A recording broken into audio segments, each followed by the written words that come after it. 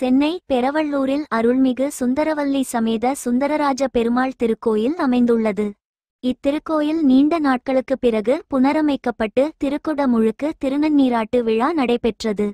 வேள்விச் சாலை அமைத்து மந்திரங்கள் ஒலிக்க திருக்குட முழுக்கு நன்னீராற்று பெருவிழா வெகு சிறப்பாக நடைபெற்றது. இந்நிகழ்வில் இந்து சமய அறநிலையத்துறை அமைச்சர் சேகர்பாபு கலந்து கொண்டு சிறப்பித்தார்.